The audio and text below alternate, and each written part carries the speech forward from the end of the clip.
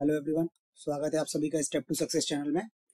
आज के वीडियो में हम लोग जो वन दरोगा भर्ती परीक्षा है यूपी ट्रिपल एससी की जो 30 अप्रैल को होने वाली है, उसका जो छठवां टॉपिक है या चैप्टर 6 है सिलेबस के according, project tiger and project elephant, हाथी परियोजना एवं बाघ परियोजना। तो आज के वीडियो में हम लोग ये डिस्कस करने वाले हैं प्रोजेक्ट टाइगर के बारे में और प्रोजेक्ट एलिफेंट के बारे में। क्या ये परियोजना है, क्या इनके लाभ है, कब स्टार्ट की गई थी, इन सब का हम डिटेल में देखने वाले हैं इस वीडियो में। ठीक है, स्टार्ट करते हैं। पहले तो प्रोजेक्ट टाइगर क्या है, ठीक है।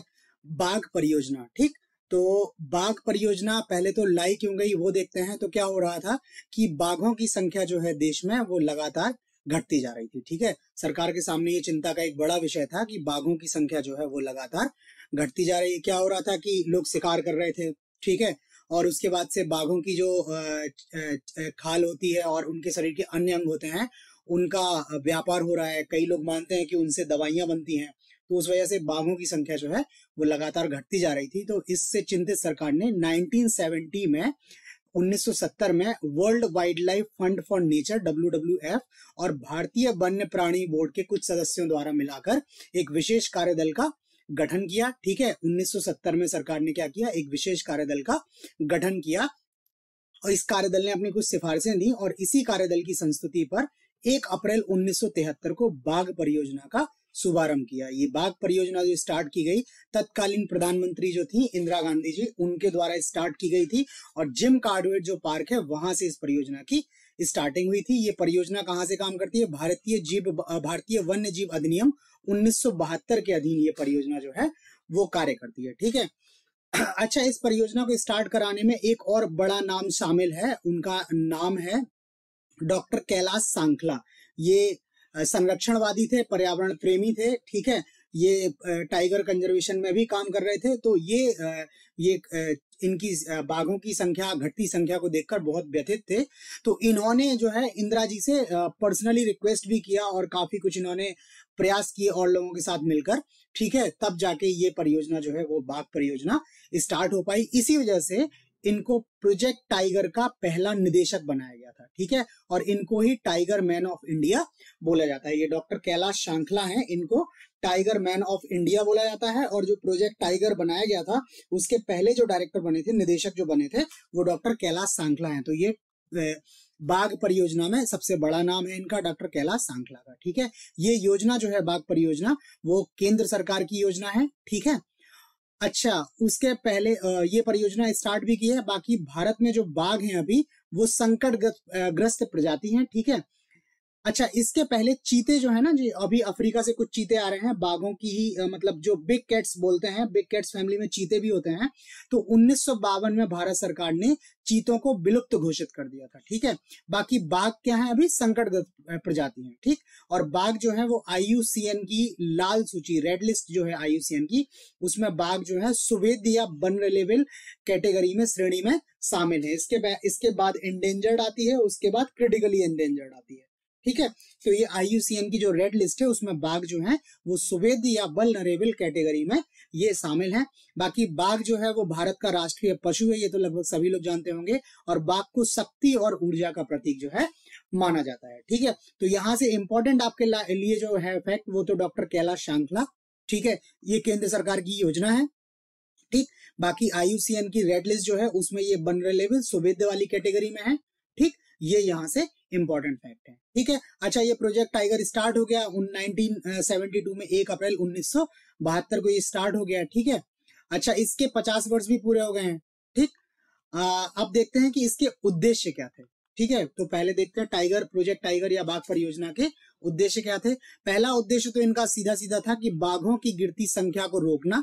ठीक है, सॉरी, बाघ परियोजना में बोल दिया, एक 1973 में, 1 अप्रैल 1973 से स्टार्ट हुई थी और इस अभी 1 अप्रैल 2023 को इसके जो है वो पूरे हो गए हैं 50 वर्ष। और इसी 50 वर्ष के उपलक्ष्य में अभी प्रधानमंत्री मोदी जी द्वारा एक कार्यक्रम भी स्टार्ट किया गया था, करंट में हमने उसको डिस्कस भी किया था। ठीक है, और अभी प्रोजेक्ट एलिफेंट पे भी जाने वाले हैं। प्रोजेक्ट एलिफेंट भी अपने जो है वो 30 वर्ष पूरे कर चुका है। ठीक, तो बाघों की गिरती संख्या को रोकने तथा पारिस्थितिकी संतुलन बनाए रखने के लिए उनकी जनसंख्या में वृद्धि करना। ठीक है, पहले तो बाघों की संख्या गिरती जा रही है तो इसको रोकना है। बाकी पारिस्थितिकी संतुलन, अब बाघों की संख्या पारिस्थितिकी संतुलन कैसे बनाएंगे, तो आप देखेंगे एक फूड चेन होती है जिसमें अगर कोई भी फूड चेन में अगर कोई भी एलिमेंट मिस होने लगता है तो वो सारी की सारी फूड चेन जो है वो डिस्टर्ब होने लगती है और उस वजह से जो इकोलॉजिकल बैलेंस है, ठीक है, एनवायरमेंटल बैलेंस है, वो डिस्टर्ब होने लगता है। तो इस वजह से उनकी जनसंख्या में वृद्धि करनी है ताकि ये पारिस्थितिकी संतुलन भी बना रहे और इनकी संख्या जो है वो रुक जाए। उसके बाद क्या दूसरा उद्देश्य क्या है, उपयुक्त प्रबंधन पद्धतियों के माध्यम से बाघों के निवास स्थानों को नुकसान पहुंचाने वाले कारकों की पहचान करना तथा उन्हें कम करना। दूसरा लक्ष्य क्या था कि बाघों के जो निवास स्थान है, जो इनके नेचुरल हैबिटेट्स हैं, प्राकृतिक आवास हैं जहां पे ये रहते हैं, तो पहले तो पहचान करना है कि इनको नुकसान किस वजह से हो रहा है। ठीक है, इनके जो आवास है इनको नुकसान किस वजह से हो रहा है, उन कारकों की आपको क्या करनी है, पहचान करनी है और पहचान करने के बाद उन कारकों को किस तरह से कम किया जाए उसके बारे में भी आपको जो है अध्ययन करना है। ठीक, बाकी ऐसे जैविक महत्व के क्षेत्रों को राष्ट्रीय विरासत के रूप में संरक्षित करना। ठीक है, नेशनल हेरिटेज के रूप में इनको संरक्षित करने हैं जहां पे ये बाघ पाए जाते हैं, उनके निवास स्थान पाए जाते हैं। बाकी लुप्त प्राय प्रजातियों का संरक्षण भी करना है और बाघ अभ्यारण्यों के पास रहने वाले आदिवासियों और स्थानीय लोगों के अधिकारों की रक्षा भी करनी है। ये सारे जो है इस बाघ परियोजना में क्या थे, उद्देश्य थे। ठीक है, अब देखते हैं कि इस बाघ परियोजना के ये उद्देश्य जो हैं वो कहां तक सफल हुए हैं। वो कैसे पता चलेगा कि इस प्रोजेक्ट से लाभ क्या क्या हमें अभी तक हुए हैं, वो देखकर हमें पता चलेगा कि इस परियोजना से क्या क्या लाभ हुए हैं। तो पहले आपको बताऊं कि जो बाघ परियोजना स्टार्ट हुई थी 1973 में, ठीक, उसके पहले जो है वो 1972 में भारत की पहली बाघों की गणना हुई थी। ठीक है, जैसे जनगणना होती है वैसे ही 72 में 1972 में बाघों की पहली गणना की गई थी और उस गणना में बाघों की जो संख्या थी वो 1827 थी टोटल हमारे पास। और जब ये प्रोजेक्ट टाइगर या टाइगर परियोजना स्टार्ट की गई थी 1973 में, उस समय कुल कितने बाघ ये टाइगर रिजर्व थे जो हमारे पास, कुल 9 अभ्यारण्य थे, जिनकी आज संख्या बढ़कर जो है वो 53 हो गई है और उसके बाद ये भारत के 18 राज्यों में विस्तृत हैं। और बाघों की संख्या में भी इसमें वृद्धि हुई है, जो 2014 में कितनी थी, 2226, 2018 में बढ़ के 2967। तो देखिए 1827 से हम लोग कहां तक आ गए हैं, 2967 तक आ गए हैं। ठीक है, तो ये अपने आप में दिखा रहा है कि ये प्रोजेक्ट जो है वो इसके जो लक्ष्य थे वो लक्ष्यों को पूरा करने में काफी हद तक ये सफल हो रहा है, क्योंकि हम उसके रिजर्वों की संख्या भी बढ़ी है, मतलब उनके जो आवास थे वो आवास क्षेत्र भी बढ़ते जा रहे हैं। उसके बाद से लगभग सभी राज्य इसमें धीरे धीरे शामिल हो रहे हैं और उनकी संख्या भी जो है वो बढ़ती जा रही है लगातार। ठीक है, तो ये प्रोजेक्ट जो है इससे माना जा सकता है कि ये प्रोजेक्ट जो है काफी सफल प्रोजेक्ट है। ठीक, आगे देखते हैं। बाघों की गणना के बारे में बताया कि 2018 में इनकी संख्या 2967 है। तो देखते हैं कि बाघों की गणना करते कैसे हैं। तो इसके गणना की जो है वो 2 विधियां हैं। पहली विधि है फुटमार्क विधि और दूसरी विधि है कैमरा ट्रैप विधि। फुटमार्क विधि जो है वो ट्रेडिशनल विधि है, पुराने समय पे थी। इसमें क्या करते थे, बाघों के पद चिन्हों की आधार पर मापते थे कि इस क्षेत्र विशेष में कितने बाघ हैं। ठीक है, मानते हैं कि हर एक बाघ का अपना पद चिन्ह एकदम अलग होता है। ठीक है, तो ये उसके आधार पर माप करते थे कि कितने जो है फुटमार्क्स हैं, तो उसके आधार पर ये एनालिसिस लगा देते थे कि इस क्षेत्र में कितने बाघ हो सकते हैं। बाकी अब दूसरी विधि जो है वो कैमरा ट्रैप विधि है। इसमें कैमरेज इंस्टॉल होते हैं जो रिजर्व एरिया है और उनमें कैमरे में किस तरह से बाघ जो है वो कैप्चर हो रहे हैं उसके बेसिस पे जो है वो इनकी बाघों की गणना की जाती है। तो बाघों की 2 विधियां हैं, फुटमार्क विधि और कैमरा ट्रैप विधि।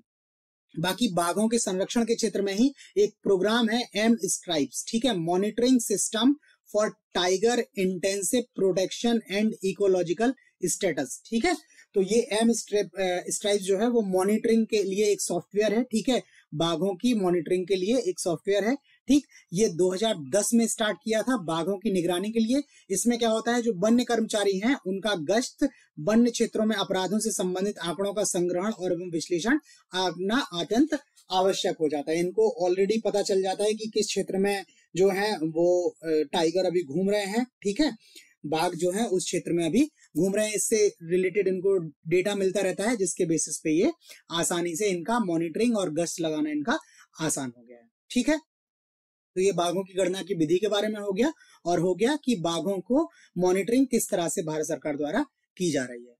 बाकी अभी देखते हैं कि बाघों की संख्या जो है बढ़ तो रही है, वैसे आप देखेंगे इंडिविजुअली तो बढ़ रही है, बट कभी कभी सूचनाएं आती हैं कि किसी क्षेत्र में क्या हो रहा है, बाघ किसी क्षेत्र में किसी कारणवश उसकी मृत्यु हो गई है या किसी ने उसका शिकार कर लिया है। तो देखते हैं कि ये बाघों की संख्या इस वजह से कमी क्यों हो रही है। इसमें मेन तो रीजन जो है वो आवासों का विखंडन है। ठीक है, ये क्या हो रहे हैं, सड़कें बन रही हैं, कहीं खनन का कार्य चल रहा है, ठीक है, कोयला की खदानें काम कर रही हैं, तो इस तरह से उनके आवासों का जो नेचुरल हैबिटेट्स जो है उनका विखंडन हो रहा है। बाकी दूसरा, लोग शिकार कभी ना कभी मौका लग के इनका शिकार अभी भी कर रहे हैं, इनकी खाल के लिए, इनके शरीर के बाकी अंगों के लिए। स्पेशली ये चाइना में माना जाता है कि इनकी जो शरीर के अंग है उनसे बहुत अच्छी जो है वो दवाइयां बनती हैं, और इन दवाइयों का बहुत अधिक फायदा है। तो एक ये रीजन भी है कि लोग इनका शिकार करते हैं। बाकी खाद्य पदार्थों की कमी, क्या हो रहा है कि कई बार प्राकृतिक आपदाएं आती हैं, जिस वजह से वहां पे जो बाघों का आहार है, जो फूड चेन के और जंतु हैं, वो कभी कभी उनकी संख्या में कमी हो जाती है, जिस वजह से इनको पर्याप्त मात्रा में खाद्य पदार्थ नहीं मिल पाते हैं। बाकी जंगलों का क्षेत्र भी कई बार छोटा होता जा रहा है, जिस वजह से जानवरों की कमी हो जाती है वहां, तो इस वजह से भी बाघों की संख्या में कमी हो रही है। इनके मेन 3 कारण यही है, आवासों का विखंडन, शिकार और खाद्य पदार्थों की कमी। ठीक है, अच्छा, भारत सरकार ने क्या 1973 में प्रोजेक्ट टाइगर स्टार्ट किया। ठीक, टाइगर स्टार्ट करने के बाद फिर भी इन्होंने देखा, बीच में न्यूज आई कि क्या हो रहा है कि बाघों की संख्या में बढ़ने की जगह कुछ कम हो जा रही है। ठीक है, तो इसके प्रभाव को जो जानने के लिए, और मेन एक था कि एक सरिस्का वन्य जीव अभ्यारण्य है राजस्थान में। अचानक से मीडिया में खबरें आई कि अब इस अभ्यारण्य में, बाघ अभ्यारण्य में कोई भी बाघ नहीं बचा है, सारे बाघ जो है यहाँ के खत्म हो गए। ये न्यूज में बहुत बड़ा मुद्दा बना, और उसका संज्ञान लेते हुए प्रधानमंत्री द्वारा 2005 में एक टाइगर टास्क फोर्स का गठन किया गया। इसकी चेयरमैन जो थी वो सुनीता नरेन जी थी। ये 5 सदस्यीय एक टास्क फोर्स का गठन किया गया था। इसकी स्थापना कब हुई? 2005 में। चेयरमैन की सुनीता नरेन जी थी। 5 सदस्यीय टास्क फोर्स थी, और मेन जो वो था कि सरिस्का वन्य जीव अभ्यारण्य से बाघों के अचानक गायब होने पर। ठीक है, तो ये टास्क फोर्स बनाई। इस टास्क फोर्स ने फिर अपनी कुछ रिकमेंडेशंस दी, जिसमें इन्होंने सबसे पहले तो ये बोला कि अगर कोई बाघ क्षेत्र में उनका शिकार करता है, उनके आवासों को अगर कोई प्रॉब्लम क्रिएट कर रहा है, तो उनको पनिश करने के जो प्रोविजंस होने चाहिए वो हार्श होने चाहिए। इन्होंने बात की हार्श पनिशमेंट की, कि आपको बहुत ज्यादा हार्श पनिशमेंट ऐसे लोगों पर लगाना है, इनको क्रिमिनल एक्टिविटीज में काउंट करना है। ठीक है, तो इन्होंने आवश्यकता समझी कि हमें अपने अधिनियम को जो है इस तरह से इसको दोबारा से अमेंड करना है, ताकि इन ऐसे लोगों को क्या किया जाए, पनिश किया जाए। और भी कारणों की इन्होंने चर्चा की, और इन्होंने ही एक बोला कि इस जो प्रोजेक्ट टाइगर है, इसको एक वैधानिक जो आधार देने के लिए एक इन्होंने कहा कि एक प्राधिकरण का आप लोग गठन कीजिए। ठीक है, इन्होंने रिकमेंडेशंस दी कि आप एक प्राधिकरण का गठन कीजिए, जिसके अंतर्गत ये जो है परियोजना चलाई जा सके। तो इसी के बेसिस पे राष्ट्रीय टाइगर संरक्षण प्राधिकरण, ठीक है, नेशनल टाइगर कंजर्वेशन अथॉरिटी का गठन होता है। इसी टाइगर टास्क फोर्स की रिकमेंडेशंस के बेसिस पे 2005 में इसका गठन होता है। ठीक है, ये पर्यावरण, वन एवं जलवायु परिवर्तन मंत्रालय के अंतर्गत जो है वो गठित होती है, और ये एक सांविधिक निकाय, स्टैच्यूटरी बॉडी है। आप कंफ्यूज मत हो जाइएगा, ये संवैधानिक निकाय नहीं है, सांविधिक निकाय है। संवैधानिक निकाय वो होते हैं जिनका संविधान में चर्चा किया गया है, संविधान के बेसिस पे जिनका गठन होता है, और जिनका किसी अधिनियम या कानून बनाकर गठन होता है, वैसे निकायों को सांविधिक निकाय बोलते हैं। तो ये राष्ट्रीय टाइगर संरक्षण प्राधिकरण जो है वे सांविधिक निकाय है। ये वन्य जीव अधिनियम 1972, जिसका 2006 में संशोधन हुआ, के तहत कार्य करता है। ये पावर्स वगैरह जो ड्रॉ करता है अपनी, ठीक है, वो वन्य जीव अधिनियम के जो इनेबलिंग प्रोविजंस हैं उनके बेसिस पे अपनी पावर ड्रॉ करता है। इसका मेन काम क्या है? टाइगर रिजर्व संबंधित राज्यों को केंद्रीय सहायता प्रदान करता है। मैंने आपको पहले ही बताया कि जो टाइगर रिजर्व है, जो प्रोजेक्ट टाइगर है, सॉरी, वो केंद्र सरकार का कार्यक्रम है। तो ये टाइगर रिजर्व जो भी क्षेत्र घोषित हुए हैं, उन राज्यों को केंद्रीय सहायता ये प्रदान करता है। इसके चेयरमैन जो होते हैं वो पर्यावरण, वन एवं जलवायु परिवर्तन मंत्रालय के जो भी मंत्री होते हैं, मिनिस्टर इन चार्ज, ठीक है, जिनके पास उस मंत्रालय का कार्यभार होता है वही मंत्री जो है वो इस राष्ट्रीय टाइगर संरक्षण प्राधिकरण के जो है चेयरमैन होते हैं।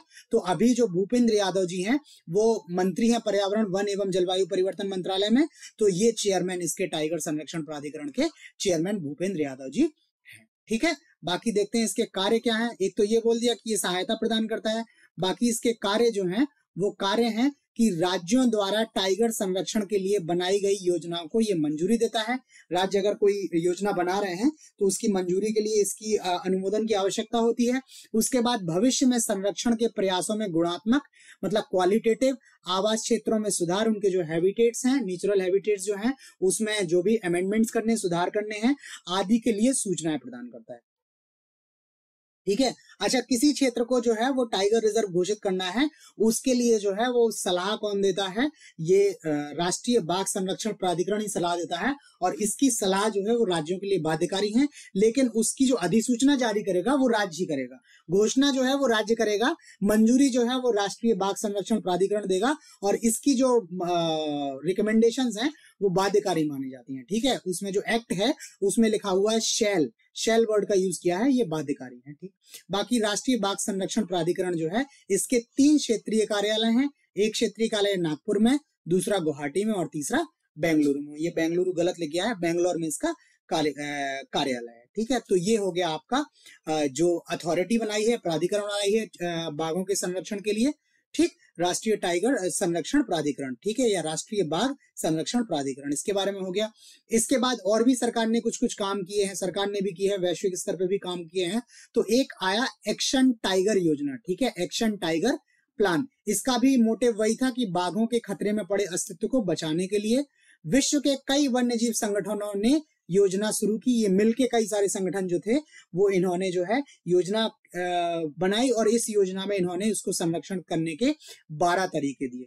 इस एक्शन टाइगर योजना प्लान का जो स्टार्ट हुआ वो सरिस्का अभ्यारण्य जो राजस्थान में है वहां से हुई। बाकी ये जो प्लान है ये बाघों की मौजूदगी वाले सभी 12 देशों में ये लागू है। बाकी मैंने आपको बताया कि सरिस्का अभ्यारण्य में क्या है, सडनली बाघों की जो संख्या वो है कम हो गई थी, खत्म हो गई थी, वहां बाघ दिखाई देना पूरी तरह से बंद हो गए थे। तो उसी के तहत ये जो है वो टाइगर टास्क फोर्स बनाई गई थी, और उसी के बाद ये एक्शन टाइगर प्लान आता है। ठीक, तो ये एक ग्लोबल इनिशिएटिव था। तो ये हो गया एक्शन टाइगर प्लान के बीच में। अब देखते हैं भारत में बाघों की गणना कैसे होती है। ठीक है, बाघों की गणना के बारे में देखते हैं अभी हम लोग। तो बाघों की पहले मैंने बताया कि आपको सबसे पहले स्वतंत्र भारत में जो इनकी गणना हुई थी वो 1972 में हुई थी। ठीक है, जो आपका प्रोजेक्ट टाइगर आया 1973 में, उसके पहले 1972 में गणना हुई थी, और उस टाइम पे बाघों की संख्या जो थी आपके पास 1827 थी। ठीक है, उसके बाद अब जो बाकी गणना होती है जो क्रमिक तौर पर वो 4 वर्ष में हो रही है, और उसके आधार पर पहली गणना जो हुई वो 2006 में हुई, और देखा गया संख्या इनकी कितनी बची है, 1411। मतलब 1827 थी और घट के 1411 आ गई। तो यही वो पीरियड है जिस टाइम पे टाइगर टास्क फोर्स का गठन हुआ, जिस टाइम पे ये राष्ट्रीय बाघ संरक्षण प्राधिकरण का गठन हुआ। ठीक है, और फिर से नीतियों पे जो भी कुछ कमियां थी उन सबको सुधारा गया। ठीक है, यही वो पीरियड है जब ये इतना ज्यादा शोर मच रहा था कि आपका संरक्षण का जो कार्यक्रम है वो सफल होने की जगह असफल होता दिखाई दे रहा है। तो प्रधानमंत्री ने ही इसमें सीधा इंटरवेंशन किया था। उसके बाद फिर द्वितीय गणना जो होती है वो 2010 में होती है। इसमें आंकड़ा पहुंच जाता है 1706 के पास। थोड़ा सा प्रॉमिसिंग डेटा है ये कि हाँ सुधार हो रहे हैं, 300 की बढ़त यहाँ पे है। फिर उसके बाद तृतीय गणना जो होती है वो 2014 में होती है, तब होती है 2226 और सुधार होता है। और चतुर्थ गणना जो भी लेटेस्ट गणना है 2018 में हुई थी, और तब इसकी संख्या जो है वो 2967, लगभग 3000 के आसपास बाघ जो है वो भारत में पहुंच गए हैं। 2018 का ये डेटा है। 18 के बाद भी इसमें लगातार जो है वो बढ़ोतरी हुई है, बट अभी 2018 के बाद जो 2022 की गणना है उसका ऑफिशियल डेटा अभी हमारे पास नहीं है। तो जो ऑफिशियल डेटा है वो 2018 तक ही है, और 2018 के इस तहत भारत में जो बाघों की संख्या है वो 2967 या 2967 2967 है। ठीक। बाकी अब देखते हैं कि बाघों की संख्या के आधार पर शीर्ष 3 राज्य, भारत के कौन से ऐसे 3 राज्य हैं जहां पर बाघों की संख्या जो है वो सर्वाधिक है। ये सारा फैक्चुअल डेटा आ रहा है, ठीक है, जो एग्जाम पॉइंट ऑफ व्यू से आपके लिए बहुत इंपॉर्टेंट है। वन दरोगा भर्ती परीक्षा के लिए तो इंपॉर्टेंट है ही, बाकी अगर आप और कोई भी एग्जाम दे रहे हैं तो उन सारे एग्जाम्स में भी ये प्रोजेक्ट टाइगर और प्रोजेक्ट एलिफेंट बहुत ज्यादा उपयोगी हैं, ठीक है। तो बाघों की संख्या के आधार पर 3 शीर्ष राज्यों में प्रथम स्थान पर जो है वो मध्य प्रदेश है, इसमें टोटल 526 बाघ हैं। ये 2018 का ही डेटा है, ठीक है। उसके बाद से द्वितीय स्थान पर जो है वो कर्नाटक है, 524, बस 2 बाघ यहाँ पे कम है कर्नाटक में, ठीक है। अगर 1-2 ज्यादा होते तो कर्नाटक टॉप पे आ सकता था। बाकी तृतीय स्थान पर जो है वो उत्तराखंड है, 442। जिम कॉर्बेट उत्तराखंड में ही है, ठीक है। तो बाघों की संख्या के आधार पर जो है वो 3 जो है राज्य हैं। बाकी ये डेटा में ना कुछ कुछ चीजें जो मैं डिस्कस कर रहा हूं वो आप लोग इनको पॉज करके स्क्रीनशॉट्स ले लिया कीजिए, बिकॉज ये सारी चीजें आपको पीडीएफ में नहीं मिलेंगी। जो वीडियो में हम लोग डिस्कस कर रहे हैं चीजें, वो आप जो मैं यहाँ पे लिख रहा हूँ वो सारी आपको पीडीएफ में नहीं मिलेगी। तो आप इसको पॉज करके स्क्रीनशॉट ले लिया कीजिए, या तो आप इसको कहीं नोट डाउन कर लिया कीजिए, बिकॉज ये सारा डेटा जो है वो इसमें पीडीएफ में आपको इंक्लूडेड नहीं है। बाकी आपको पहले से ही बता रहा हूं मैं कि ये पीडीएफ जो है वो सब फ्री ऑफ कॉस्ट है, टेलीग्राम के थ्रू हम आपको प्रोवाइड कर रहे हैं। ये टेलीग्राम का यूजर नेम है, ठीक है। बाकी वीडियो डिस्क्रिप्शन में भी टेलीग्राम का लिंक है, फेसबुक ग्रुप का लिंक है, वहां से आप ये वीडियोस जो है वो ले सकते हैं, ठीक। इसके अलावा हम लोग क्या है डेली करंट अफेयर्स की सीरीज भी स्टार्ट कर रहे हैं, और जो इसका वन दरोगा का जो सिलेबस है उस सिलेबस के बेसिस पे जो भी करंट के क्वेश्चंस हो सकते हैं उन क्वेश्चंस को भी हम उसमें कवर कर रहे हैं। तो वो करंट अफेयर्स के वीडियोस भी देखते रहिएगा, बिकॉज अभी पश्चिम बंगाल ने गजमित्र योजना स्टार्ट की थी, तो हमने गजमित्र योजना के बारे में आपको करंट के वीडियो में बताया था। उसके बाद कुछ जो चीते आए थे वो कूनो नेशनल पार्क में स्थापित किए गए, हमने उनको भी डिस्कस किया हुआ था, ठीक है। उसके बाद अभी शावक को जन्म हुआ है, 4 नए शावकों का जन्म हुआ है, हमने उसको भी डिस्कस किया है, ठीक है। तो ये सारी चीजें आप जो है वो देख लीजिएगा। आगे चलते हैं, इसमें आगे क्या है, अभी हमने बताया भागों में भारत में बाघों की गणना में कितनी स्थिति रही, उसके बाद शीर्ष राज्य कौन से रहे। अब देखते हैं कि 3 नवीनतम जो लेटेस्ट जो बाघ आरक्षित क्षेत्र हैं नवीनतम, वो देख लेते हैं। तो 51वां जो बाघ आरक्षित क्षेत्र है, जो टाइगर रिजर्व है, वो है श्री विल्लीपुथुर मेगा मलाई, ठीक है। इसका नाम है श्री विल्लीपुथुर मेगा मलाई, ये तमिलनाडु में है, मई 2021 में बना है ये। 52वां जो है वो रामगढ़ विषधारी है, ये राजस्थान का है, मई 2022 में बना हुआ है। और 53वां जो है वो रानीपुर बाघ अभ्यारण्य है, चित्रकूट जनपद में, उत्तर प्रदेश के। ये चूंकि उत्तर प्रदेश में है तो इस वजह से इस परीक्षा के लिए ये विशेष रूप से महत्वपूर्ण है। भारत में अभी टोटल जो है वो 53 बाघ अभ्यारण्य है, और उसमें 53वां जो है वो उत्तर प्रदेश का है। ये 19 अक्टूबर 2022 को बना है। बाकी कुछ कुछ जगह पे क्या है कंफ्यूजन है, एक छत्तीसगढ़ का भी बाघ अभ्यारण्य है, कई जगह आपको मिलेगा कि उसको 53वां बाघ अभ्यारण्य बनाया गया है। उसकी जो नोटिफिकेशन है, जो अथॉरिटी है, उसने नोटिफाई किया था उसको 2021 में, लेकिन जो ये राष्ट्रीय बाघ संरक्षण प्राधिकरण की जो ऑफिशियल वेबसाइट है उस पे उन्होंने अभी 53वां जो बाघ अभ्यारण्य है वो रानीपुर बाघ अभ्यारण्य को ही माना हुआ है। बाकी जो मंत्री जी हैं अभी, जिनका हमने नाम की चर्चा की थी कि इसके जो चेयरमैन होते हैं राष्ट्रीय बाघ संरक्षण प्रधान वो प्राधिकरण के, भूपेंद्र प्रधान जी, तो भूपेंद्र प्रधान जी ने भी ट्वीट किया था, जो वो इंडिया न्यूज पे भी आया हुआ था। उसके अकॉर्डिंग जो है वो भारत का 53वां बाघ अभ्यारण्य जो है वो रानीपुर बाघ अभ्यारण्य चित्रकूट जनपद उत्तर प्रदेश में है। तो इससे आप कंफ्यूज मत होइएगा, जो सरकार की तरफ से ऑफिशियल डेटा है उसमें जो ये है वो 53वां बाघ अभ्यारण्य जो है वो रानीपुर ही है, चित्रकूट जनपद उत्तर प्रदेश में। 19 अक्टूबर 2022 को ये बना गया है, ठीक है। इसके अलावा अभी कुछ दिन पहले राष्ट्रीय बाघ संरक्षण प्राधिकरण जो है इसने देवरीगढ़ नामक एक नए टाइगर रिजर्व को बनाने की जो है वो सैद्धांतिक मंजूरी जो है इसने दे दी है। ये कहाँ है, ओडिशा के संबलपुर जिले में। ये पूर्व और उत्तर से हीराकुंड जो डैम है, हीराकुंड बांध है, जलाशय है, उससे घुरा हुआ है। इसको देवरीगढ़ को जो है वो नया टाइगर रिजर्व बनाने की सैद्धांतिक मंजूरी मिल चुकी है। हो सकता है 54वां ये यही बन जाए, ठीक है, या हो सकता है जो छत्तीसगढ़ वाला है वो ऑफिशियल डेटा में आ जाए, तो ये पोजीशन चेंज हो सकती है। बट ये अभी इसको नए को सैद्धांतिक मंजूरी मिली है। ये करंट में भी हमने डिस्कस किया है इस क्वेश्चन को अपने, ठीक है। तो ये हो गए 3 नवीनतम बाघ आरक्षित क्षेत्र, ठीक, अब देखते हैं कि भारत में बाघों को लेकर बाकी क्या स्थिति है, बाघ अभ्यारण्यों को लेकर क्या स्थिति है। ये सारा बहुत इंपॉर्टेंट फैक्चुअल डेटा है, इसको तो आप लोग एकदम रट के जाइएगा। यहाँ से क्वेश्चन आपका आए तो मतलब आपका गलत नहीं होना चाहिए, बिकॉज ये सारा कुछ फैक्ट बेस्ड है। इन सबके स्क्रीनशॉट्स आप लेते रहिएगा तो आपको रिवाइज करने में भी बड़ा इजी रहेगा। नेक्स्ट चलते हैं, देखते हैं भारत में बाघों की कंडीशन क्या है, बाघ रिजर्वों की कंडीशन क्या है।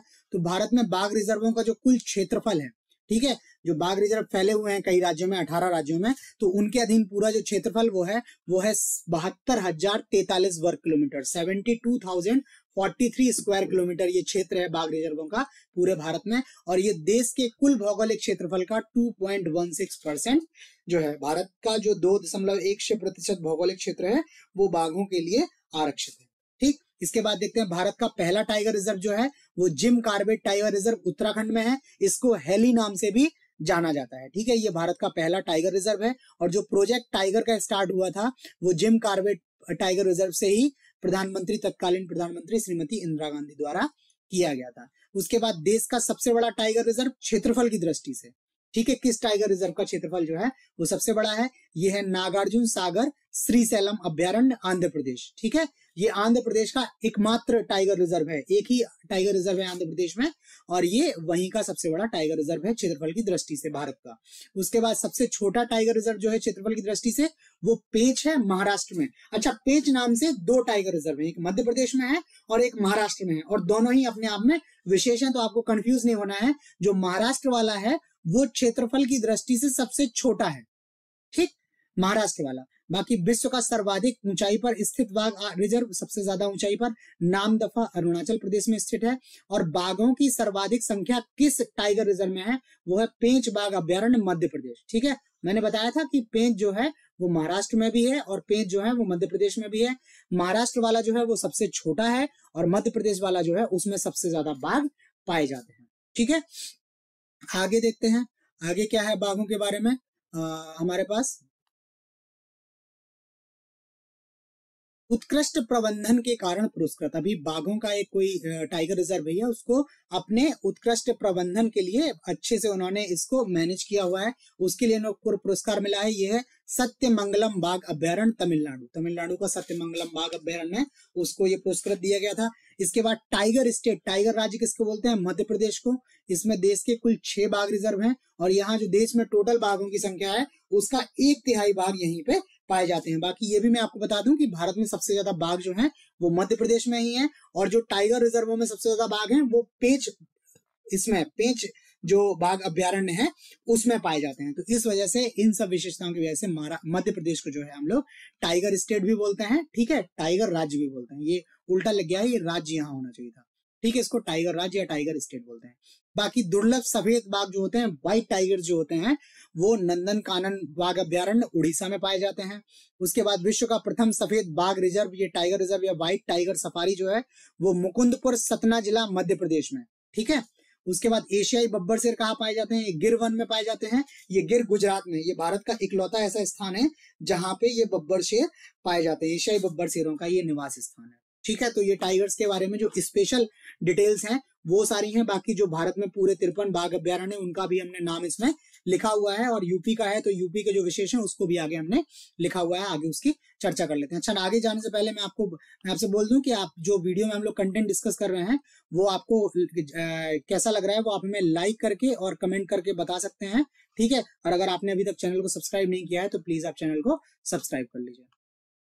आगे देखते हैं आगे क्या स्थिति है। आगे जो वन स्थिति रिपोर्ट आती है, तो अभी 2021 में वन स्थिति रिपोर्ट आई थी, इसमें कुछ नए अध्याय नए चैप्टर्स भी शामिल किए, और उसमें इन्होंने बाघ क्षेत्र जो है उनमें भी वनों की क्या स्थिति है, वनावरण की क्या स्थिति है, उसको इन्होंने डिस्कस किया है। इन्होंने किसमें डिस्कस किया, भारत के टाइगर रिजर्व, बाघ गलियारा टाइगर कॉरिडोर एवं शेर संरक्षण क्षेत्र गिर जंगल में वनावरण का आकलन किया है। ये 52 टाइगर रिजर्वों में वनावरण का आकलन किया है। 53वां जो है वो 2021 के बाद बना है, इस वजह से ये केवल 52 में आकलन है। इसमें टाइगर रिजर्वों में वनावरण कितना है, वो देश के कुल वनावरण का 7.8% है। जो टाइगर रिजर्व का क्षेत्रफल है वो कितने परसेंट है, 2% है समझकर, और वहां उनमें वनावरण कितना है, पूरे देश का 7.8। तो मान लीजिए कि बहुत ज्यादा ये डेंसली फॉरेस्टेड है, यहाँ वनावरण बहुत क्या है, सघन है। उसके बाद क्या है, सर्वाधिक वनावरण क्षेत्रफल वाला टाइगर रिजर्व ये नागार्जुन सागर है, श्रीशैलम आंध्र प्रदेश में। यही जो है वो भारत का सबसे बड़ा टाइगर रिजर्व भी है क्षेत्रफल की दृष्टि से। ठीक, उसके बाद सर्वाधिक वनावरण प्रतिशत वाला टाइगर रिजर्व, ये क्या है, क्षेत्रफल के आधार पर, ये प्रतिशत के आधार पर, तो ये पाक्के है अरुणाचल प्रदेश में, ये सर्वाधिक वनावरण वाला टाइगर रिजर्व है। ठीक है, आगे चलते हैं। अब तो ये भारत के टाइगर रिजर्व के बारे में जो कुछ था वो सारा कुछ हो गया है। विश्व में भी एक दो इंपॉर्टेंट डेटा है जिनको हमने लिख लिया यहाँ पे टाइगर के बारे में। तो विश्व का सबसे बड़ा टाइगर रिजर्व जो है वो होकांग घाटी टाइगर रिजर्व जो है म्यांमार में है। ठीक है, म्यांमार जो भारत का पड़ोसी देश है, भारत सीमा इससे साझा करता है, नागालैंड वाला जो एरिया है हमारा, वहां से इसकी सीमा म्यांमार से लगती है। तो विश्व का सबसे बड़ा टाइगर रिजर्व जो है वो होकांग घाटी टाइगर रिजर्व है म्यांमार में। इसके बाद विश्व का पहला बाघ शिखर सम्मेलन ये हुआ 2010 में सेंट पीटर्सबर्ग रूस में, और इसका जो उद्देश्य था वो था कि बाघों एवं उनके प्राकृतिक आवासों के संरक्षण पर ये सम्मेलन हुआ था। यहाँ से कुछ टास्क फोर्स वगैरह भी इन्होंने बनाई थी, और इसकी रूस की एक टीम जो है वो लगभग हर साल भारत के बाघ क्षेत्रों का निरीक्षण करती है कि यहाँ का प्रबंधन वगैरह जो है वो सारा कुछ ठीक हो रहा है या नहीं हो रहा है। बट वो आपके लिए महत्वपूर्ण नहीं है, महत्वपूर्ण यही है कि बाघ शिखर सम्मेलन कब हुआ, 2010 में सेंट पीटर्सबर्ग रूस में। ठीक, उसके बाद 29 जुलाई को जो है वो अंतरराष्ट्रीय बाघ दिवस मनाया जाता है। हर वर्ष 29 जुलाई को अंतरराष्ट्रीय बाघ दिवस के रूप में मनाया जाता है। इसके अलावा world wild life fund for nature जो है, इसने भारत के 14 बाघ अभ्यारण्यों को CA/TS की मान्यता दी है। ये CA/TS जो है उसका नाम है कंजर्वेशन असोर्ड, और उसका TS का नाम है टाइगर स्टैंडर्ड्स। ठीक है, ये WWF है, वर्ल्ड वाइल्ड लाइफ फंड है, ये इनका जो है वो मैनेजमेंट प्रोग्राम है। तो ये लोग क्या करते हैं कि इसमें देखते हैं कि टाइगर जो रिजर्व्स हैं उनका जो मैनेजमेंट है, वहां मैनेजमेंट की जो भी सबसे अच्छी विधियां हैं, सबसे अच्छे तरीके हैं, उनका उपयोग किया जाए। और ये लोग ये भी असेस करते हैं कि कैसे जो है ये कार्य कर रहा है प्रोजेक्ट हमारा। ठीक है, और इनका जो लक्ष्य था वो ये था कि जिन जिन को इसकी CA/TS की मान्यता दी गई है वहां 2022 तक जो है इनकी संख्या क्या करनी है, आपको दोगुनी करनी है। बाकी इसकी अभी रिपोर्ट नहीं आई है कि ये कार्यक्रम कितना सफल रहा है, बट इस CA/TS जो कार्यक्रम है इसमें भारत के 14 बाघ अभ्यारण्यों को मान्यता दी गई थी WWF की तरफ से। ठीक, और कुछ फैक्ट है हमारे पास, फैक्ट में और है हमारे पास 20 जुलाई 2022 को भारत ने नामीबिया के साथ वन्य जीव संरक्षण एवं सतत जैव विविधता उपयोग से संबंधित एक MOU समझौता ज्ञापन साइन किया था। ठीक है, जिसके तहत नामीबिया से जो है वो 8 चीते आए थे। ठीक, 8 चीते हमने आपको बताया कि चीते जो है वो 1952 में 1952 में ही चीते जो है भारत से विलुप्त हो गए थे। और इसी की 70वीं वर्षगांठ पर प्रधानमंत्री मोदी जी जो है वो एक योजना लेके आए थे, जिनमें उन्होंने माना कि चीतों को जो है अपने निवास स्थान में दोबारा से क्या किया जाए, लाया जाए। और इसी के तहत इन्होंने नामीबिया के साथ एक MOU किया, जिसके तहत 8 चीते लाने की बात हुई, जिसमें 5 जो है वो मेल थे और 3 फीमेल थी। ये इनको लाने के लिए इन्होंने किया, और ये जब लाए गए तो इनको मध्य प्रदेश के श्योपुर जिले में स्थित कूनो नेशनल पार्क में इनको पुनर्वास किया गया। ठीक है, अभी मैं आपको बता रहा था इन्हीं 8 में से एक जो चीता था उसकी डेथ हो गई है, उसको किडनी में कोई बीमारी थी, उस वजह से उसकी डेथ हो गई है। बाकी एक और जो चीता था, मादा चीता थी, उसने अभी यहाँ पे 4 शावकों का जन्म भी दिया हुआ है। ठीक है, तो हम ये सारा क्वेश्चन जो है आपका करंट में डिस्कस कर चुके हैं। इस वजह से आप लोग अगर एग्जाम की तैयारी कर रहे हैं तो वो करंट का वीडियो जरूर देख लिया कीजिए। वो 15-20 मिनट का वीडियो होता है, उसमें इस एग्जाम से रिलेटेड भी अगर कोई क्वेश्चन है तो वो उसमें डिटेल में हम लोग कवर कर रहे हैं। ठीक है, उसके अलावा तो एक तो नामीबिया के साथ समझौता हुआ, उसके अलावा इंडियन ऑयल ने राष्ट्रीय बाघ संरक्षण प्राधिकरण के साथ एक MOU और साइन किया है, जिसके तहत अफ्रीका महाद्वीप से भी चीतों को भारत लेके आना है। और ये भी कुछ चीते अफ्रीका से आ गए हैं, और इनको भी कहां पे रखा है, कूनो नेशनल पार्क में ही रखा हुआ है। ठीक है, तो ये चीतों को वापस लेके आ रहे हैं। बाकी 1952 में जो है वो चीते विलुप्त हो चुके हैं। ठीक, और एक चीज और बता दूं मैं आपको कि 1947 में छत्तीसगढ़ जो राज्य है वहां पे एक जगह है कोरिया, ये नॉर्थ कोरिया साउथ कोरिया वाला कोरिया नहीं है, ये छत्तीसगढ़ में एक रियासत थी कोरिया, छोटी सी रियासत थी। वहां के महाराजा थे रामानुज प्रताप सिंह। ठीक है, रामानुज प्रताप सिंह देव जी वहां के महाराज थे। तो भारत का जो आखिरी चीता था उस चीते का इन्होंने शिकार किया था, उसको इन्होंने मार दिया था। 1947 के बाद भारत में कोई चीता नहीं दिखा है, ये आप अपने तरफ से लिख लीजिएगा, मैं पीडीएफ में इसको इंक्लूड नहीं कर पाया हूँ, ठीक है। तो 1947 के बाद से भारत में कोई चीता नहीं दिखा। 1952 में भारत में जो है वो चीतों को विलुप्त घोषित कर दिया गया, और उसके बाद 70वीं वर्षगांठ पर भारत में चीतों को दोबारा पुनर्वास किया जा रहा है, ठीक है। एमओयू साइन हुआ है और उसके तहत कुछ चीते भारत में आ भी गए हैं और चीते लाने की योजना है, ठीक है। तो ये हो गया सारा का सारा जो भी डिटेल थी हमारी प्रोजेक्ट टाइगर के बारे में, बाघ परियोजना के बारे में और उससे रिलेटेड जो भी चीजें थी उसके बारे में। बाकी हमने बताया भारत में कुल 53 बाघ अभ्यारण्य हैं, टाइगर रिजर्व्स हैं। तो ये सारे के सारे टाइगर रिजर्व्स, उसका नाम, ये राज्य जैसे कर्नाटक है, कर्नाटक में टोटल 5 है, तो उनके नाम, किसकी स्थापना कब हुई, ठीक है, वो सारे टाइगर रिजर्व्स के हमने नाम लिखे हुए हैं। ये नाम आप पढ़ लीजिएगा, इसको मैं डिस्कस नहीं कर रहा हूँ। कर्नाटक हो गया, उत्तराखंड, आसाम, मध्य प्रदेश, महाराष्ट्र, झारखंड, उसके बाद से झारखंड के बाद से राजस्थान, उड़ीसा, पश्चिम बंगाल, केरल, छत्तीसगढ़, ये सबके नाम लिखे हुए हैं, ठीक है। उसके बाद क्या है, अरुणाचल, उत्तर प्रदेश, बिहार, मिजोरम, तेलंगाना, तमिलनाडु, ठीक है। और लास्ट जो है वो आंध्र प्रदेश है, वो नेक्स्ट वाले पीडीएफ में है, बट चूंकि ये उत्तर प्रदेश का एग्जाम है तो उत्तर प्रदेश वाला एक बार देख लेते हैं। उत्तर प्रदेश में जो है वो 4 टाइगर रिजर्व है, ठीक है। पहला टाइगर रिजर्व है वो दुधवा टाइगर रिजर्व है, ये 1987 से 88 के बीच में बना। दूसरा पीलीभीत टाइगर रिजर्व है, ये 2014 में बना है। उसके बाद अमानगढ़ टाइगर रिजर्व है, ये 2012 में बना। एक्चुअल में अमानगढ़ टाइगर रिजर्व जो है वो अलग से नहीं बना है, जब भारत जो है वो सॉरी भारत बोल रहा हूं मैं, उत्तर प्रदेश और उत्तराखंड एक राज्य होते थे पहले, ठीक है। और जिम कार्बेट जो है वो उत्तर प्रदेश में होता था, बट उसके बाद से उत्तर प्रदेश का विभाजन हुआ और उत्तर प्रदेश से उत्तराखंड राज्य निकल गया, और उत्तराखंड में ही ये जिम कार्बेट चला गया। तो जिम, इसका जो कुछ क्षेत्र था जिम कार्बेट का, वो उत्तराखंड में चला गया, बाकी इसका कुछ क्षेत्र जो है वो रह गया उत्तर प्रदेश में, ठीक है। तो उस क्षेत्र को ही हम लोग अमानगढ़ टाइगर रिजर्व बोलते हैं। तो कई बार इसको ऑफिशियली माना भी जाता है तीसरा टाइगर रिजर्व, और कई बार इसको नहीं माना जाता है, बिकॉज बोला जाता है कि ये जिम कार्बेट का ही जो है विस्तार है, इसी का ही ये बफर स्टेट है, ठीक है। तो बट ये यूपी का जो है वो यूपी में तीसरा हो गया, और उसके बाद चौथा जो है यूपी का वो है रानीपुर टाइगर रिजर्व, ये 53वां टाइगर रिजर्व है, 2022 में भी बना हुआ है अक्टूबर में, ठीक है। तो ये उत्तर प्रदेश के 4 टाइगर रिजर्व हैं। अगर आपको नाम आएगा तो आप देख लीजिएगा, कंफ्यूज मत होइएगा, ठीक। ये उत्तर प्रदेश के बारे में हो गया। बाकी उसके बाद से एक टाइगर रिजर्व और हो गया है, ये आंध्र प्रदेश का है, ठीक है। तो ये टाइगर रिजर्व जो है, बाघ परियोजना जो है, बाघ अभ्यारण्य जो है, उनके बारे में हमने सारी कुछ चर्चा कर ली है, ठीक है। ये आप देख लीजिएगा, जहां भी इसमें कोई कंफ्यूजन हो अगर आपको, तो आप हमें टेलीग्राम पे कमेंट्स करके अपने मैसेज के थ्रू बता सकते हैं। बाकी ईमेल आईडी है, आप ईमेल करके भी हमें पूछ सकते हैं, और वीडियो में आप जो कमेंट सेक्शन है वहां पे भी आप कमेंट करके हमें कोई जो है अगर आपको डाउट हो तो आप वो हमसे पूछ सकते हैं, ठीक। तो ये टाइगर रिजर्व खत्म हो गया है। नेक्स्ट टॉपिक है इसका हाथी परियोजना। तो देखते हैं हाथी परियोजना क्या है। हाथी परियोजना, ठीक है, हाथी परियोजना क्या है। तो जैसे प्रोजेक्ट टाइगर 1973 में स्टार्ट हुआ था, वैसे ये फरवरी 1992 में झारखंड के सिंह भूमि जिला है, वहां से ये प्रोजेक्ट एलिफेंट जो है वो स्टार्ट किया गया था। और इसका भी सेम रीजन था, जैसे वहां जो बाघों की संख्या में लगातार गिरावट हो रही थी, वैसे यहाँ पे हाथियों की संख्या में जो है वो भारी गिरावट आ रही थी उस समय में। उसके कारण केंद्र सरकार ने इस परियोजना का स्टार्ट किया हुआ है। प्रोजेक्ट एलिफेंट और प्रोजेक्ट टाइगर दोनों ही केंद्र सरकार की जो है वो परियोजनाएं हैं। एक 1973 में स्टार्ट हुई, दूसरी 1992 में स्टार्ट हुई। वो कहां से स्टार्ट हुई थी, आपकी जिम कार्बेट से, और ये हुई झारखंड में सिंह भूमि जिले से, ठीक।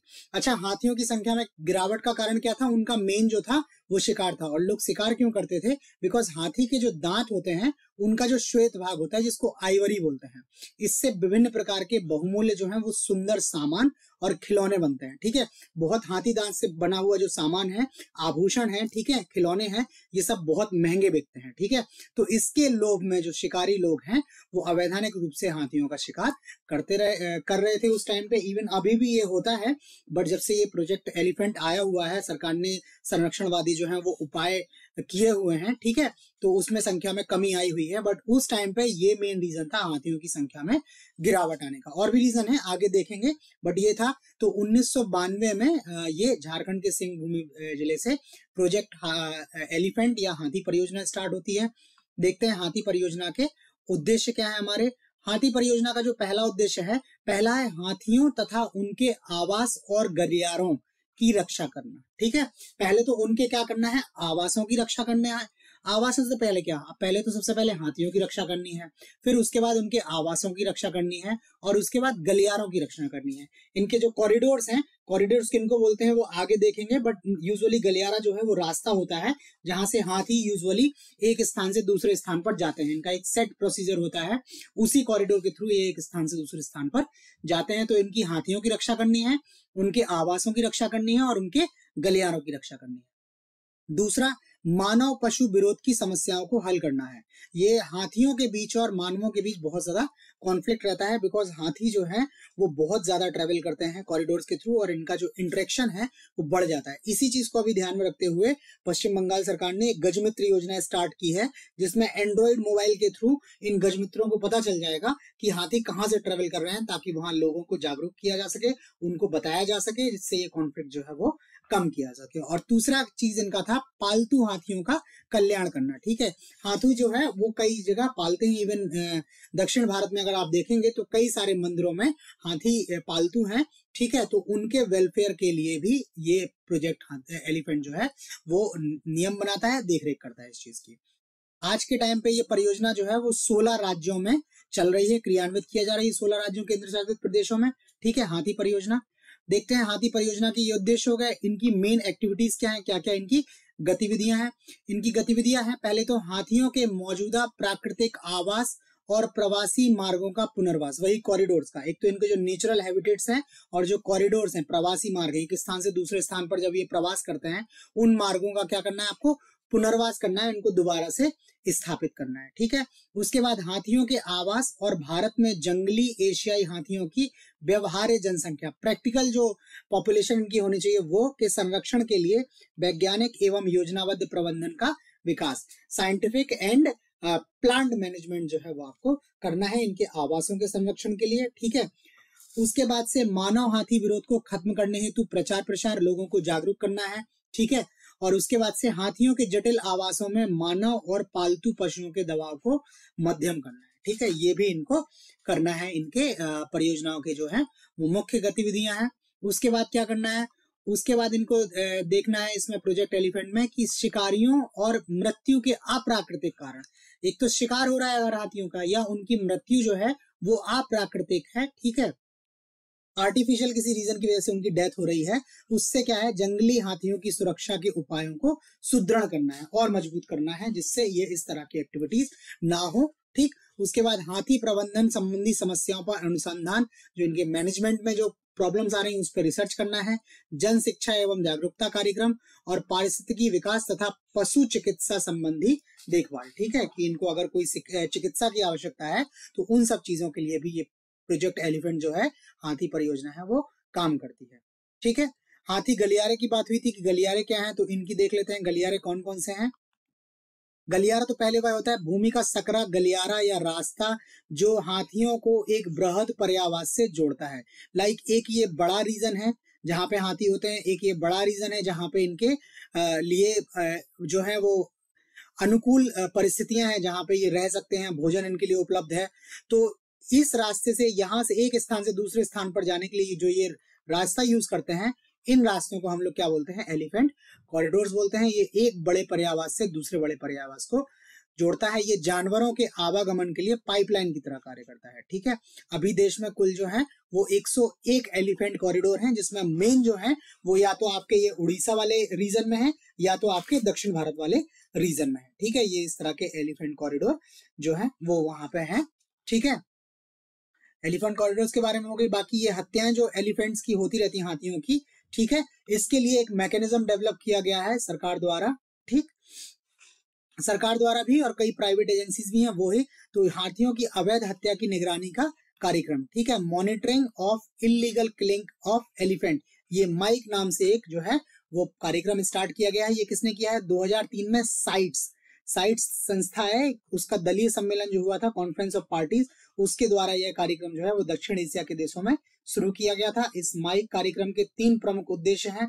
पहले तो हाथियों की अवैध हत्या की प्रवृत्तियों का आकलन, ठीक है, कि इनकी लोग अवैध हत्या कर क्यों रहे हैं, रीजंस क्या है, इसकी इनको एनालिसिस करनी है। फिर इन प्रवृत्तियों में आने वाले बदलावों की पहचान करना है समय के साथ, बिकॉज इन्होंने ये प्रोग्राम स्टार्ट किया है तो इसके थ्रू ये लोगों को जागरूक कर रहे हैं, क्या कर रहे हैं। इसके साथ इन प्रवृत्तियों में क्या है जो बदलाव आ रहे हैं, ठीक है, समय के साथ, कि ये प्रवृत्तियां बढ़ रही हैं, घट रही हैं, क्या कर रहे हैं, उसके बदलावों की पहचान करना है। बदलावों के कारणों की पहचान तथा इस बात का मूल्यांकन कि इन बदलावों के पीछे साइट्स निर्णयों की भूमिका कितनी रही है, ठीक है, इन्होंने जो भी स्कीम्स चलाई हैं उनकी क्या इसमें भूमिका रही है, इनको वो भी देखना है, ठीक है। तो ये माइक प्रोग्राम है, इसका मेन जो है वो फुल फॉर्म इंपॉर्टेंट है, कब स्टार्ट हुआ था, दक्षिण एशियाई देशों में, ठीक है, और ये साइट्स के कॉप में स्टार्ट हुआ था, ठीक। ये हो गया आपका हाथियों की अवैध हत्या की निगरानी के लिए कार्यक्रम, ये जो साइट्स की सहायता से भारत में भी चलाया जा रहा है दक्षिण एशिया के साथ साथ, ठीक है। अब उसके बाद सरकार ने एक अभियान चलाया, हाथी मेरे साथी अभियान, ठीक है। ये अभियान क्या था, जागरूकता अभियान था पूरी तरह से। पर्यावरण, वन एवं जलवायु परिवर्तन मंत्रालय तथा world wild life trust WTI world life trust of India द्वारा ये संयुक्त रूप से स्टार्ट किया गया था। एलिफेंट 8 की मंत्री स्तरीय बैठक जो 2011 में हुई थी उसमें ये स्टार्ट किया गया था। इसमें मेन वही था कि लोगों को जागरूक करना था, ये जो ह्यूमन एलिफेंट कॉन्फ्लिक्ट है, मानव हाथी संघर्ष जो है, उस संघर्ष को रोकने के लिए, हाथियों के संरक्षण के लिए जागरूकता अभियान जो है वो चलाया गया। इस अभियान का शुभंकर जो था उसका नाम था गजू, ठीक है। हाथी को संस्कृत में गज बोलते हैं, उसी के नाम पर इसका जो वो शुभंकर मैस्कॉट था उसका नाम था गजू, ठीक है। इस अभियान के उद्देश्य क्या थे वो देख लेते हैं। उद्देश्य जो है वो पहला उद्देश्य था लोगों को पशुओं के महत्व के प्रति संवेदनशील बनाना है, सेंसिटिव बनाना है लोगों को पशुओं के महत्व के प्रति। तो पहले तो लोगों को आपको बताना पड़ेगा कि पशु महत्वपूर्ण क्यों है। जब उनको ये पता लगेगा कि ये महत्वपूर्ण क्यों है तभी वो उसके बारे में डिसीजन ले पाएंगे कि इनको रखना है नहीं रखना है, इनको सेंसिटिव इसी तरह से बनाया जा सके। इसके लिए संपूर्ण जैव विविधता पर प्रभाव के प्रति लोगों को जागरूक बनाना है, ठीक है। ये भी बताना है कि अगर इन पशुओं की संख्या में कमी होती है या कुछ होता है तो जैव विविधता किस तरह से प्रभावित होगी, आप लोग किस तरह से प्रभावित होंगे। दूसरा, हाथी व उसके पर्यायवास के बारे में ग्रामीण व शहरी जनसंख्या को संवेदनशील बनाना। पहले तो ये पशु, फिर हाथी, और उसके बाद समतकार व अन्य संबंधित समुदाय को साथ लेकर जागरूकता अभियान चलाना। तो ये इसके उद्देश्य हैं, बहुत नॉर्मल से उद्देश्य हैं, इजीली आप याद कर सकते हैं, ठीक है। तो ये हो गया आपका हाथी मेरे साथी जागरूकता अभियान।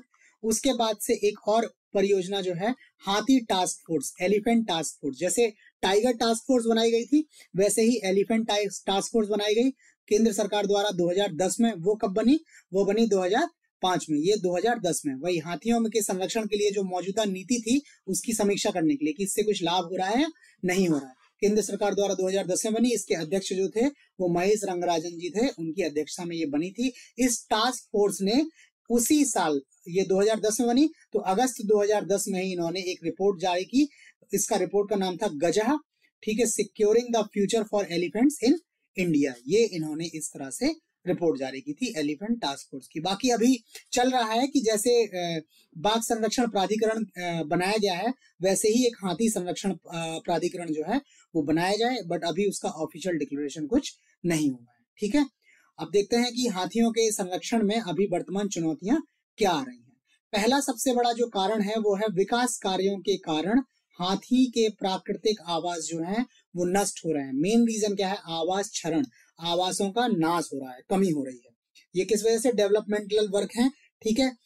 उसके बाद से हाथी गलियारे को नुकसान पहुंचाने वाले दो प्रमुख कारण, एक तो इनके प्राकृतिक आवासों में दिक्कत हो रही है, उसके बाद इनके जो कॉरिडोर्स हैं उसको भी नुकसान हो रहा है। कॉरिडोर्स को नुकसान किससे हो रहा है, सबसे पहले कोयला खनन से। बहुत गहरी गहरी खदानें खोदी जाती हैं, चूंकि ये जो है जिस एरिया में ये हाथी कॉरिडोर्स हैं वो एरिया जो है वो प्राकृतिक संसाधनों से प्रचुर है, तो वहां पे कोयले का खनन हो रहा है, लौ अयस्क का खनन हो रहा है। इसकी वजह से क्या हो रहा है, हाथी गलियारों को नुकसान हो रहा है। हाथी एक दूसरे स्थान पर नहीं पहुंच पाते हैं, या अगर पहुंचते भी हैं तो बीच में इनके बीच संघर्ष होता है, बिकॉज वहां ह्यूमन इंटरफेरेंस रहता है, ठीक। उसके अलावा क्या है, ओडिशा झारखंड जैसे राज्यों में खनिज तत्वों की प्रचुरता होती है जहां हाथी गलियारे की संख्या है, इस वजह से मानव हाथी संघर्ष। पहला तो क्या हो गया, आवास में क्षरण, दूसरा मानव हाथी संघर्ष एक बड़ा कारण है। उसके बाद हाथियों को चरने के लिए बृहद मैदान की आवश्यकता होती है, ठीक है। बिकॉज इनकी संख्या भी झुंड में रहते हैं हमेशा और इनको भोजन की बहुत अधिक आवश्यकता होती है। तो अधिक भोजन के लिए इनको अधिक बड़े मैदानों की आवश्यकता है, किंतु अधिकांश रिजर्व जो है वो इस आवश्यकता को पूरा नहीं कर पाते। यही कारण है कि भोजन की तलाश में हाथी जो है वो अपने आवास से बाहर आ जाते हैं और मानव के साथ हाथियों का संघर्ष बढ़ जाता है। तो यहाँ भी वही है, मानव हाथी जो संघर्ष है वो दूसरा कारण। पहला कारण क्या हो गया, इनके प्राकृतिक आवासों में क्षरण। उसके बाद हाथी दांत तथा अन्य अंगों के उपयोग के लिए बड़े पैमाने पर हाथियों का शिकार। ये हाथी परियोजना जो है या हाथियों का संरक्षण है, उसमें ये सबसे बड़ी प्रॉब्लम है। ठीक है, तो ये हो गया प्रोजेक्ट एलिफेंट के बारे में, उसमें क्या क्या चुनौतियां आ रही हैं उसके बारे में। बाकी अब देखते हैं कि भारत में जो हाथियों की स्थिति क्या है। तो सबसे पहले भारत में जो है वो अखिल भारतीय हाथी गणना, हाथियों की सबसे पहली बार जो सेंसस हुआ, गणना हुई, वो केंद्रीय पर्यावरण, वन एवं जलवायु परिवर्तन मंत्रालय द्वारा 12 अगस्त 2017 को की गई। इस रिपोर्ट के अनुसार देश में हाथियों की कुल संख्या कितनी है, 29,964, करीब 30,000 हाथी जो है वो भारत में है अभी 2017 के डेटा के अनुसार। उसके बाद सर्वाधिक हाथियों की संख्या कहाँ पे है, कर्नाटक में। कर्नाटक शीर्ष राज्य है, इसमें 6,049 हाथी हैं। दूसरे नंबर पर आसाम आ जाता है, आसाम में 5,719 हाथी हैं। और तीसरे नंबर पर केरल आता है, केरल में 3,054 हाथी हैं। ठीक है, उसके बाद देश में कुल एलिफेंट रिजर्व कितने हैं, हाथी रिजर्व कितने हैं, वो है 33। ठीक है, उसके बाद से 32वां एलिफेंट रिजर्व जो है वो है तिरुनेलवेली, तमिलनाडु और अगस्तमलाई, कन्याकुमारी। ये 2 राज्यों में फैला हुआ है, तमिलनाडु और कन्याकुमारी में, जिसमें ये तिरुनेलवेली जो है वो तमिलनाडु है और अगस्तमलाई जो है वो कन्याकुमारी का है। ये 12 अगस्त 2022 को बना हुआ था। तो ये 52वां हो गया और 32वां हो गया और टोटल 33 है। तो 33वां देख लेते हैं। 33वां एलिफेंट रिजर्व जो है वो उत्तर प्रदेश में बना हुआ है। ये दुधवा टाइगर रिजर्व और पीलीभीत टाइगर रिजर्व को सम्मिलित करके बनाया गया है। इन 2 टाइगर रिजर्वों का जो क्षेत्र है उसको मिला के ये एलिफेंट रिजर्व बनाया हुआ है। ये उत्तर प्रदेश का दूसरा है, इसके पहले भी उत्तर प्रदेश में एक था, ये अक्टूबर 2022 को बनाया। तो कोइंसिडेंटली जो अभी भारत में 53 टाइगर रिजर्व है, उसमें 53वां टाइगर रिजर्व जो है वो उत्तर प्रदेश से संबंधित है। और जो 33 एलिफेंट रिजर्व हैं उसमें 33वां एलिफेंट रिजर्व जो है वो भी उत्तर प्रदेश से संबंधित है। तो ये वन भर्ती परीक्षा के लिए आपके लिए बहुत महत्वपूर्ण हो गया। उसके बाद से पीसीएस वगैरह एग्जाम होगा यूपी का, उसके हिसाब से भी ये क्वेश्चन आपके लिए बहुत इंपॉर्टेंट है। इसके बाद देश का पहला हाथी अभ्यारण्य अभी ये प्रपोज्ड है। ठीक है, ये प्रपोज्ड है, बनाया जा रहा है, ये अभी बना नहीं है। ये बनना है बेंगलुरु के पास बनेरघट्टा राष्ट्रीय उद्यान।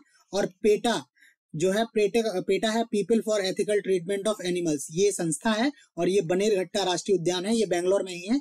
इन दोनों के सहयोग से ये देश का पहला हाथी अभ्यारण्य जो है वो बनाए जाने का प्रपोजल है, ये बन सकता है। ठीक है, तो ये महत्वपूर्ण बातें हो गई हाथियों के बारे में भारत में। उसके अलावा और इम्पोर्टेंट फैक्ट जो है हाथियों के बारे में वो है कि भारत में हाथी जो है, नर हाथी जो है, मेल हाथी जो है वो बाघों की तरह ही खतरे में है। ठीक है, जैसे बाघ जो है वो सुवेद्य की श्रेणी में है और संकटापन्न प्रजाति है, वैसे ही नर हाथी जो है वो संकटापन्न है, क्योंकि भारत में नर हाथी जो है केवल 1200 बचे हैं। हमने देखा कि करीब 30,000 हाथी हैं भारत में, उसमें से नर जो है वो केवल 1200 हैं। ठीक है, तो कंपैरेटिवली बहुत कम इनकी मात्रा है। ठीक, तो इनके संरक्षण के लिए बहुत विशेष उपाय करने की आवश्यकता है। बाकी ये जो समस्या है भारत में इसलिए भी अधिक हो जाती है बिकॉज दुनिया के एशियाई हाथों की कुल आबादी का लगभग 50% हिस्सा जो है वो भारत में है। दुनिया में जितने भी एशियाई हाथी हैं उसका लगभग 50% हाथी जो है वो भारत में ही पाए जाते हैं। और अगर भारत में ही ये स्थिति है कि इतने कम मात्रा में नर हाथी बचे हैं तो ये बहुत ज्यादा चिंता का विषय है। इसके अलावा क्या है, हाथियों का जो झुंड होता है उसका जो नेतृत्व करता है वो उस झुंड की सबसे पुरानी और सबसे बड़ी महिला सदस्य है। जो फीमेल एलिफेंट होगा उस ग्रुप का सबसे पुराना, सबसे बड़ा, वो इस झुंड का जो है वो नेतृत्व करता है। ये काइंड ऑफ मैट्रियार्कियल, मातृसत्तात्मक जो है वो है इनका झुंड। ठीक है, बाकी हाथियों की जो गर्भावस्था है वो 680 दिन, करीब 22 महीने की है, लगभग 2 साल का इनका पीरियड है। और ये करीब 4 साल में एक बार जो है वो बच्चे को जन्म देते हैं। तो एक ये रीजन भी हो जाता है हाथियों की संख्या घटने का कि इनका जो गर्भावस्था का काल है वो भी बहुत अधिक है। और उसके बाद इनका जो फ्रीक्वेंसी है, ये 4 साल में एक बार ही बच्चे को जन्म देते हैं, इस वजह से इनकी संख्या जो है वो कम है। इसके अलावा हाथियों की जो है वो सभी स्तनधारियों में सबसे लंबी ज्ञात जो है वो गर्भावस्था की अवधि है। हाथियों को ही सबसे ज्यादा टाइम लगता है इसमें। ठीक, इसके अलावा क्या है, हाथी को जो है वो भारत में राष्ट्रीय विरासत पशु घोषित किया हुआ है। हाथी को हमने क्या देखा था, टाइगर जो है, बाघ जो है वो भारत का राष्ट्रीय पशु है और राष्ट्रीय विरासत पशु जो है वो हाथी है। इसको अक्टूबर 2010 में केंद्र सरकार ने बनाया था हाथियों को संरक्षित करने के उद्देश्य से। बाकी याद रखिएगा एलिफेंट टास्क फोर्स जो है वो भी 2010 में बनी हुई थी, उसी टाइम पे ये राष्ट्रीय विरासत पशु जो है वो हाथी को घोषित किया गया है। बाकी विश्व हाथी दिवस जो है वो 12 अगस्त को मनाया जाता है। ठीक, उसके अलावा IUCN की रेड लिस्ट जो है उसमें अफ्रीकी हाथी, ठीक है, हाथियों में एक जो हाथियों का वो है कैटेगरी है, अफ्रीकी हाथी जो है वो सुवेद्य में है, वनरेबल, और एशियाई जो हाथी हैं वो संकटग्रस्त हैं, एंडेंजर्ड हैं। ठीक है, अफ्रीकी हाथी जो है वो वनरेबल और एशियाई हाथी जो है वो संकटापन्न, तो मतलब एशियाई हाथियों की स्थिति जो है वो अधिक संवेदनशील है।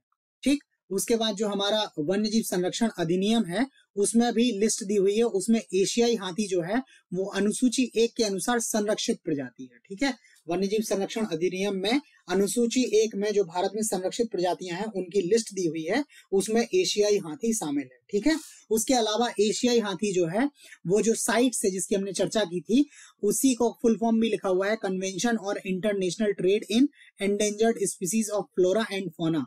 इसका जो अपेंडिक्स 1 है, यहाँ पे क्या है, अनुसूची 1 है, अपेंडिक्स 1 है, इसके अनुसार भी ये संरक्षित प्रजाति है। तो रेड लिस्ट में जो एशियाई हाथी है वो एंडेंजर्ड है, हमारे वन्य जीव संरक्षण अधिनियम में संरक्षित प्रजाति है और साइट्स में भी ये संरक्षित प्रजाति।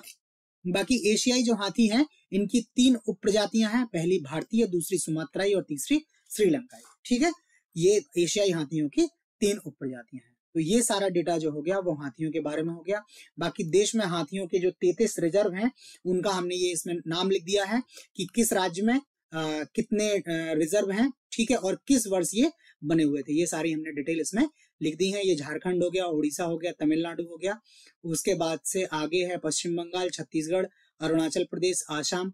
ठीक, उसके बाद से आसाम के बाद है नागालैंड, मेघालय, कर्नाटक, आंध्र प्रदेश, केरल और लास्ट में ये उत्तर प्रदेश। ठीक है, अब चूंकि ये उत्तर प्रदेश का एग्जाम है तो इसको हम लोग देख लेते हैं, बाकी वो सारे भी आप पढ़ लीजिएगा कि कौन सा कहाँ है। तो उत्तर प्रदेश का जो पहला एलिफेंट रिजर्व है वो है Uttar Pradesh ER, Uttar Pradesh elephant reserve. ये जो है वो सहारनपुर जिला है यूपी का और बिजनौर जिला है।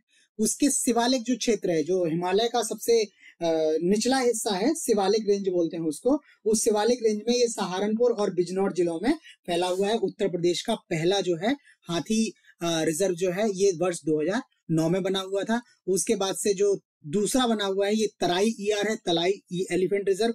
ये दुधवा एवं पीलीभीत जो टाइगर रिजर्व हैं इनके क्षेत्र को मिला के लखीमपुर खीरी जिला जो है यूपी का वहां पे है, इसको 2022 में बनाया गया है और ये भारत का 33वां जो है वो हाथी रिजर्व है और उत्तर प्रदेश का दूसरा है। ठीक है, तो उत्तर प्रदेश में टाइगर रिजर्व जो है वो 4 और जो एलिफेंट रिजर्व है वो 2 हैं टोटल। ठीक है, और वो अमानगढ़ के बारे में एक डिटेल और याद रखिएगा कि उसको जिम कार्बेट का विस्तार माना जाता है। ठीक है, तो इस तरह से ये हमने अपना जो है वो टॉपिक कंप्लीट कर लिया है, प्रोजेक्ट टाइगर और प्रोजेक्ट एलिफेंट। ठीक, इस वीडियो में हमने जो भी आपको डिटेल्स दी हैं वो सारा कुछ आपको कैसा लगा ये आप हमें प्लीज लाइक करके कमेंट करके जरूर बताइएगा, ताकि अगर आपको कहीं कोई प्रॉब्लम हो, कहीं कोई बात जो मैं है हम ठीक से कम्युनिकेट नहीं कर पा रहे हैं तो वहां पे इम्प्रूवमेंट हो जाए। बाकी अगर आपने सब्सक्राइब नहीं किया है तो आप प्लीज चैनल सब्सक्राइब कर लीजिएगा ताकि आपको अगले वीडियोस के बारे में जानकारी मिलती रहे। बाकी फ्री PDF ये टेलीग्राम से आप ले सकते हैं। डेली करंट अफेयर्स के वीडियोस भी हमारे यूट्यूब चैनल पे अवेलेबल हैं, आप वो भी देख सकते हैं,